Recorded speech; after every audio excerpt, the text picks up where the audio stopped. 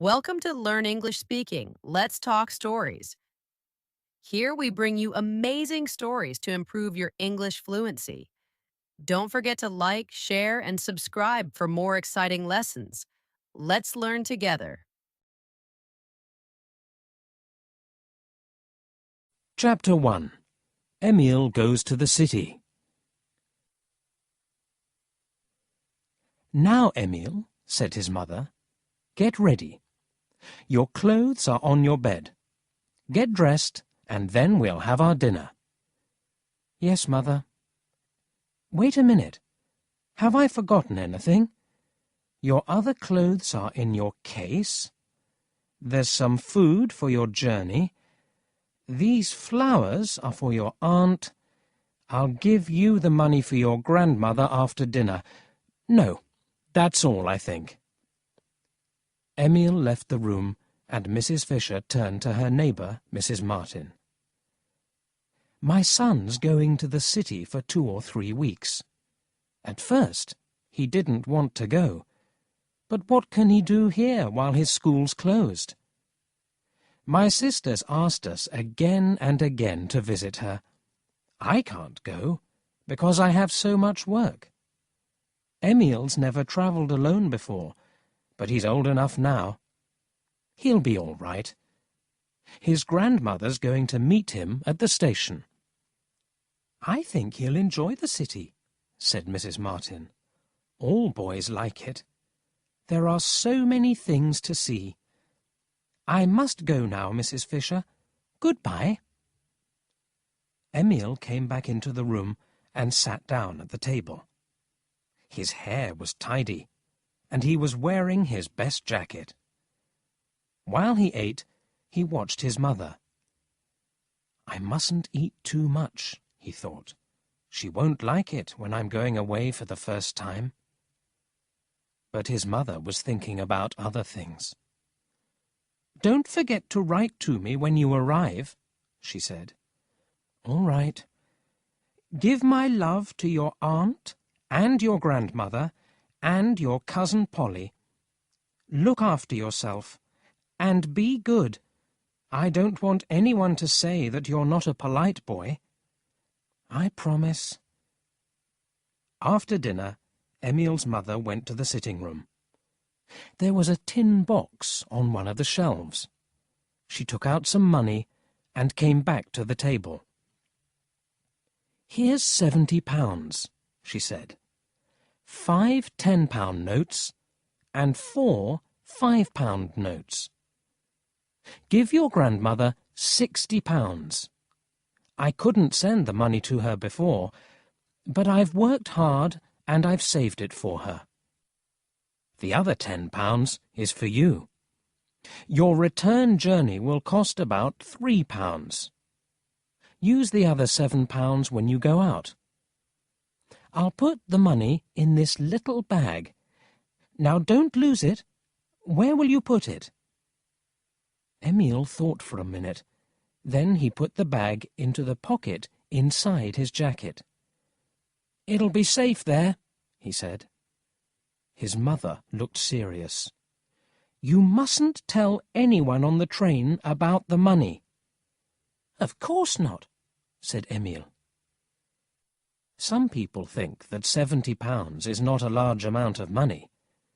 But it was a lot of money to Emil and his mother. Emil's father was dead, so his mother worked hard all day. She paid for their food and clothes, and for her son's books and his school.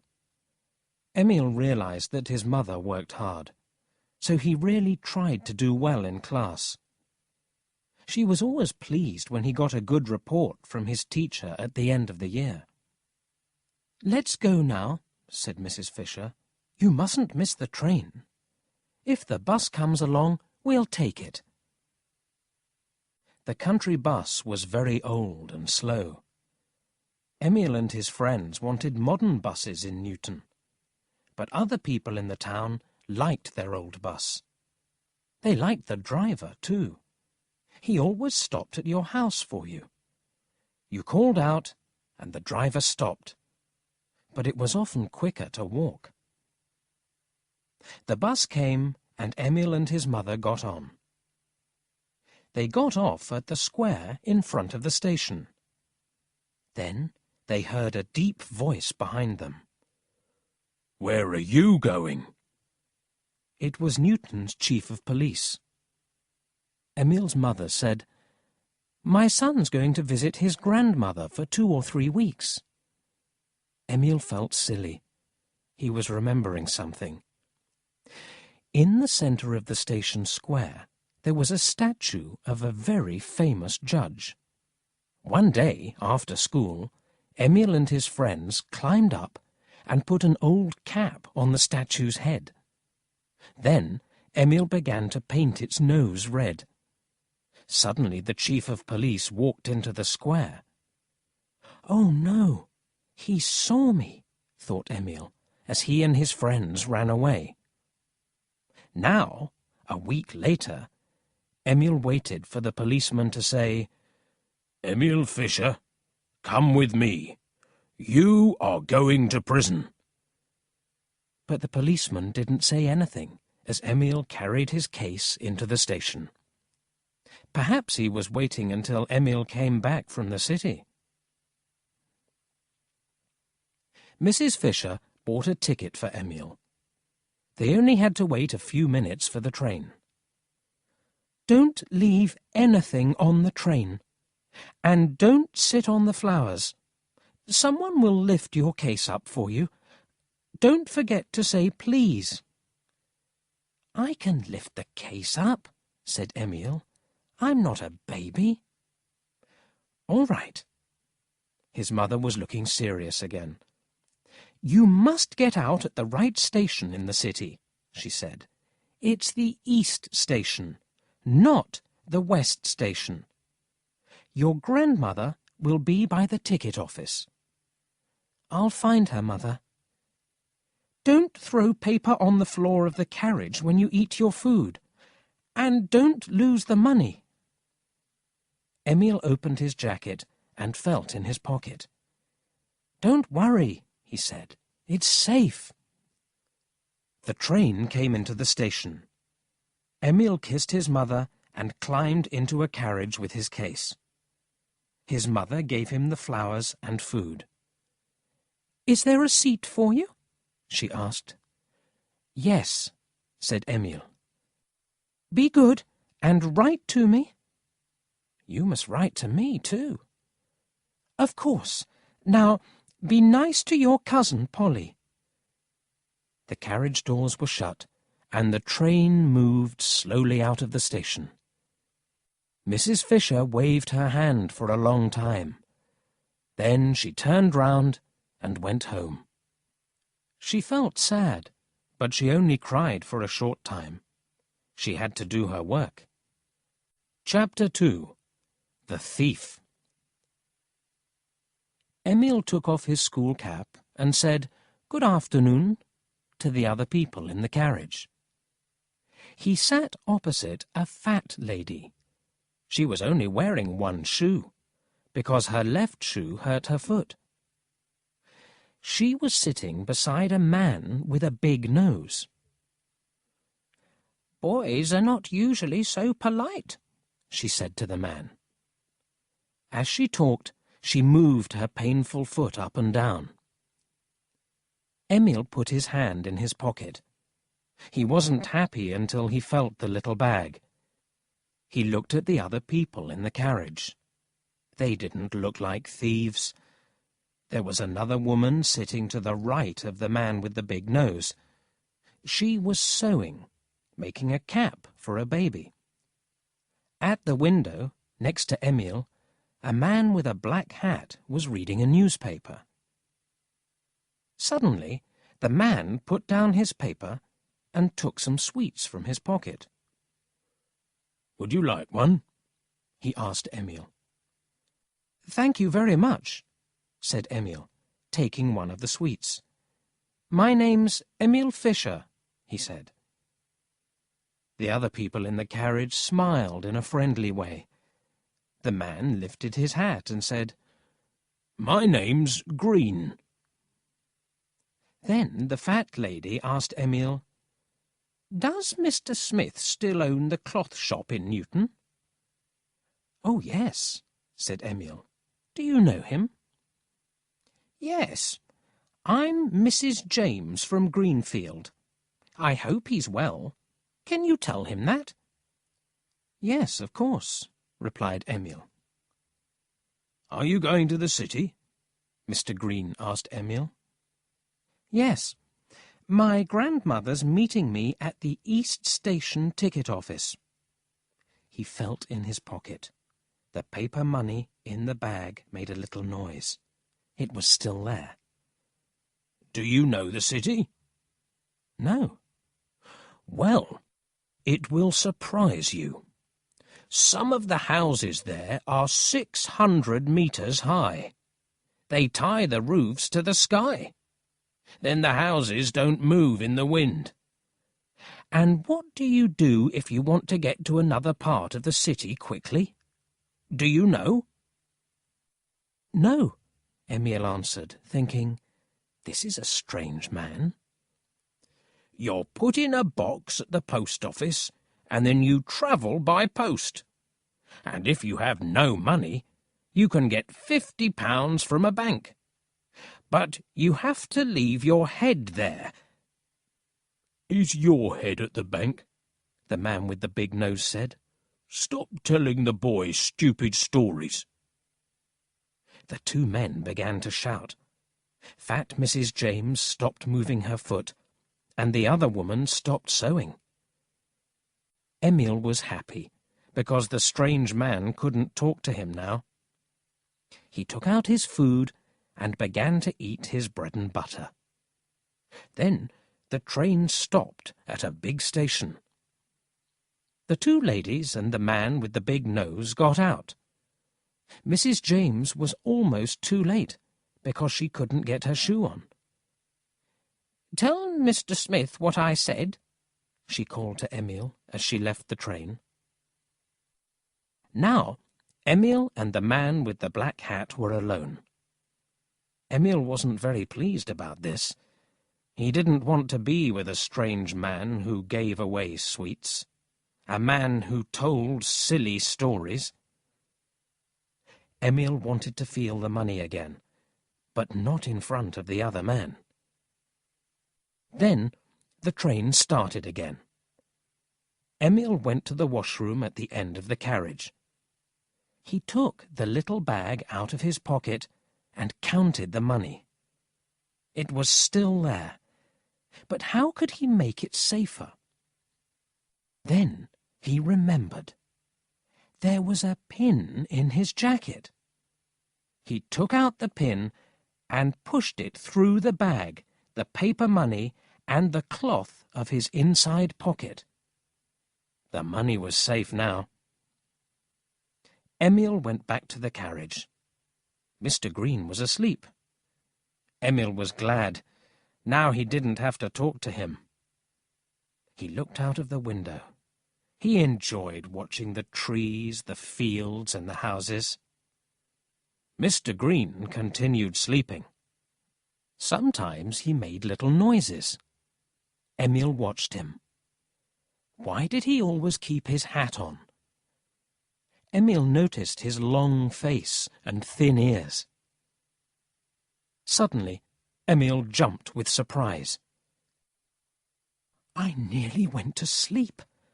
I mustn't do that," he told himself. He didn't like being alone with Mr. Green. Emil wanted more people in the carriage, but nobody came. He kicked his foot to stay awake. He sometimes did this at school in history lessons. For a short time, this helped him. He thought about his cousin, Polly. What did she look like now? It was 2 years since he last saw her. He couldn't remember her face very well. Some minutes later, he nearly fell off his seat. "Have I been asleep?" he thought. He kicked his foot again. Then he counted the flies on the window. He counted them from the bottom to the top. He counted them from the top to the bottom. and then he counted them again. First, there were 24. Then there were 23. Why does the number change? Emil asked himself. Then he fell asleep. When Emil woke up, he was lying on the floor of the carriage. The train was moving. He remembered his dream. It was a bad dream. The policeman from Newton was running after him. He caught him and took him to the stone judge. The judge was alive and said, "Emil Fischer, you painted my nose, so you must go to prison." Slowly, Emil began to remember. Of course, he was going to the city. Did he fall asleep, like the man in the black hat? But the man wasn't there. Emil was alone in the carriage. He sat up. His knees were shaking. He got up from the floor. His clothes were dirty, so he cleaned them quickly with his hands. Then he felt in his inside pocket. The money wasn't there. Emil felt a sharp pain and pulled his hand from his pocket. There was blood on his finger from the pin, but there was no little bag there. Emil began to cry. Of course, he was not crying about the blood. He was crying about the money. His mother worked so hard, and now there was no money for his grandmother or for his visit to the city. I've been careless, and a thief has stolen my money. Now what can I do? He thought. How can I get off the train and say to my grandmother, "Here I am, but I have no money for you, and you must give me the money for my ticket back to Newton"? I can't stay in the city. I can't go home again. There was an alarm above the window at one end of the carriage. Emil thought, if I ring the alarm, the train will stop. A railway guard will come to the carriage. He'll ask, "What's happened? What's the matter?" And I'll say, "Someone's stolen my money." "Why didn't you look after it?" he'll answer. "What's your name? Where do you live? You stopped the train. Now your family will have to pay £25. In fast trains, there is a corridor that you can walk along. It takes you to the place where the guard sits. Then you can report a crime. But Emil was in a slow train. There is no corridor on slow trains. You must wait until the train stops at the next station. What's the time? Emil thought. The train began to pass large houses with bright gardens and tall buildings with dirty windows. The train was moving more slowly now. Emil knew what to do. At the next station, I must call the railway guard and tell him everything. The railway company will tell the police.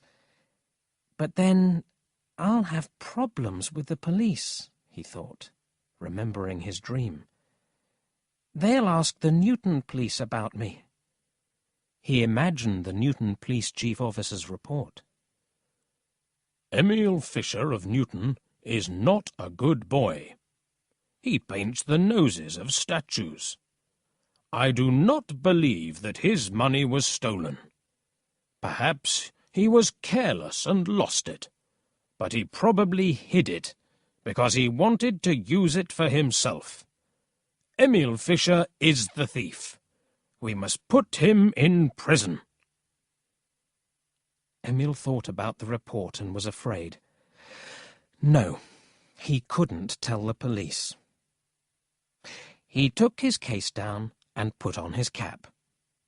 Then he put the pin back in his jacket and got ready. The train stopped. Emil looked out of the window and saw a sign on a wall. It said, "West Station." The doors were opened and people got out of the carriages. Friends were waiting to meet them. Suddenly, he saw a black hat in the crowd. It was some meters away. Was it the thief?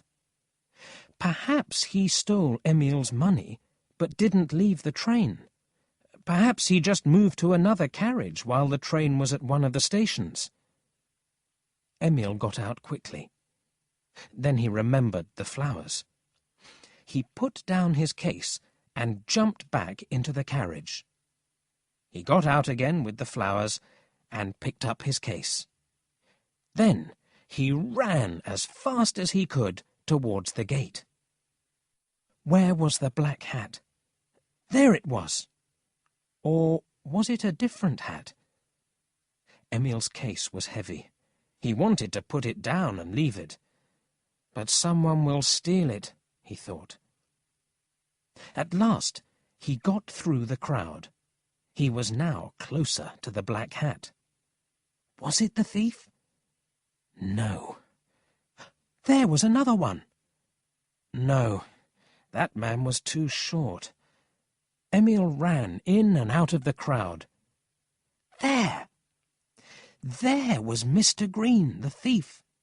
He was passing through the gate, and he seemed to be in a great hurry. "I'll get you," thought Emil angrily.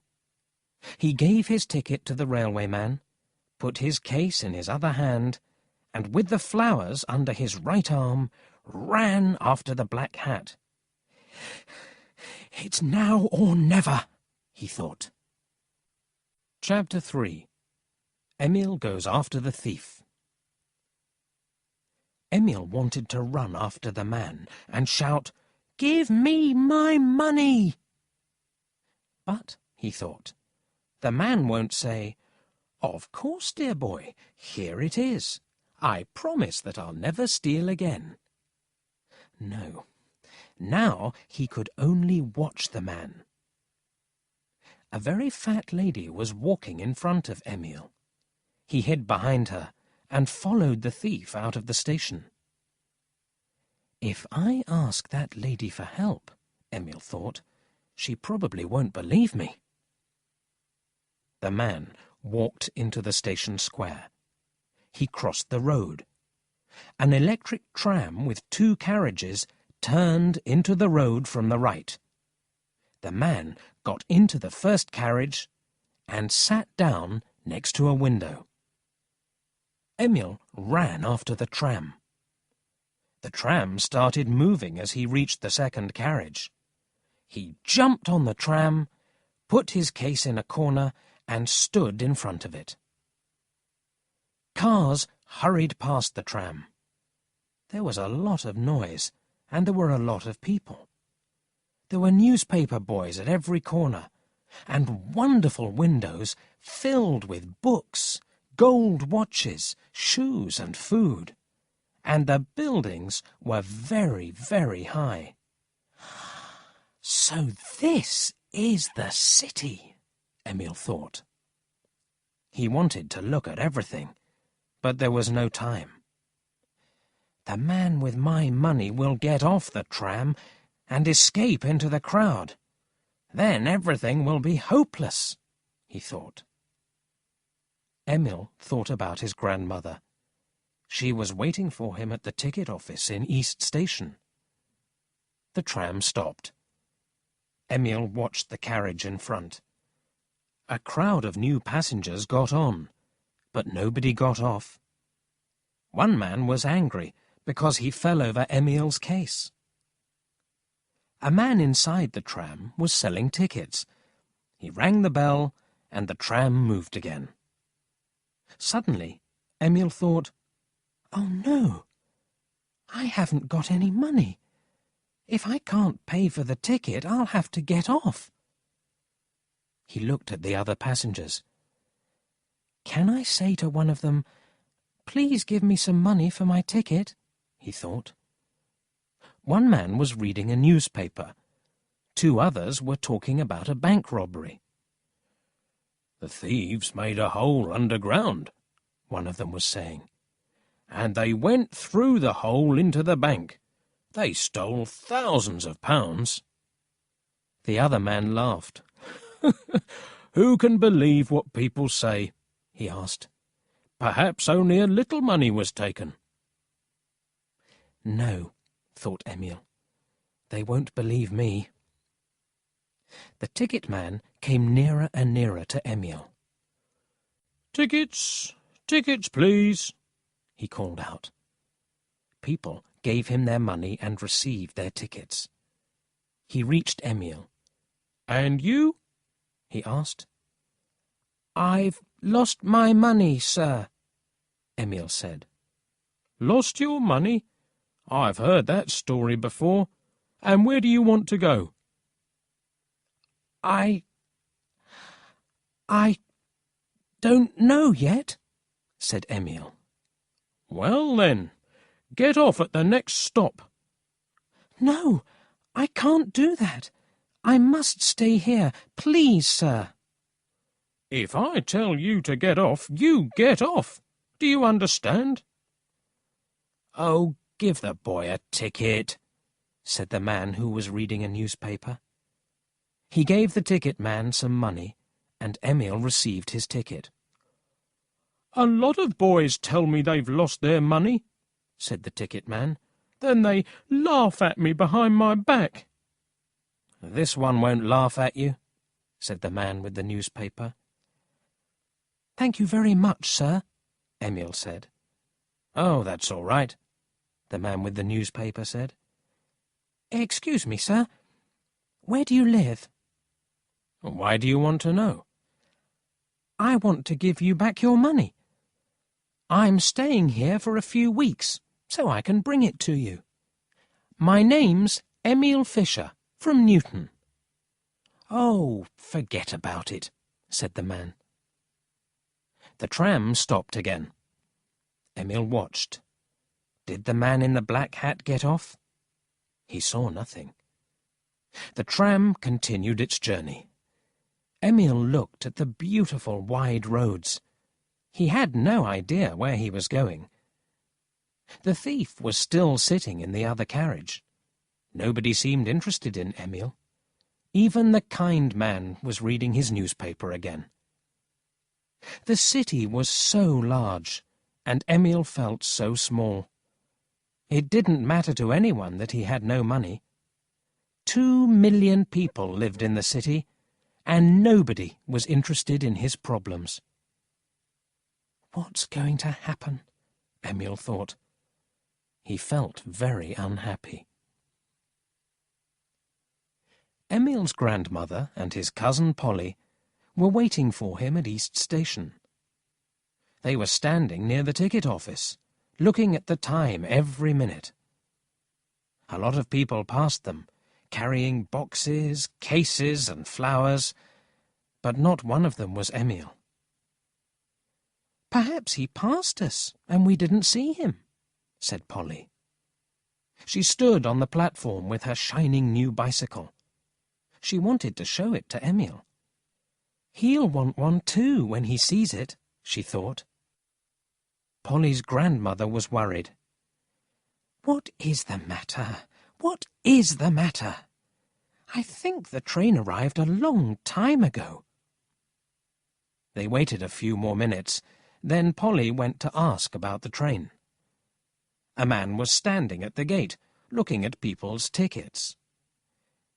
"Has the train from Newton arrived yet?" Polly asked him. "Newton? Oh, yes," said the man. "That train arrived a long time ago." Polly went back to her grandmother and gave her the news. "Oh, dear, what's happened? What's happened?" the old lady said. "I think he got out at the wrong station," said Polly. "Boys are so stupid." They waited for another 5 minutes. "We can't stay here," said Polly. "The next train from Newton is in 2 hours. Let's go home now. I'll come back here on my bicycle and meet him." "I don't like it. I don't like it," said the old lady. When she was worried about something, she always said things twice. At home, Polly's father and mother didn't know what to do. Polly's father wanted to write to Emile's mother. "No, don't do that," said his wife. "Perhaps he'll be on the next train." "I hope he will," said Polly's grandmother, "but I don't like it. I don't like it." "I don't like it either," said Polly, shaking her head wisely.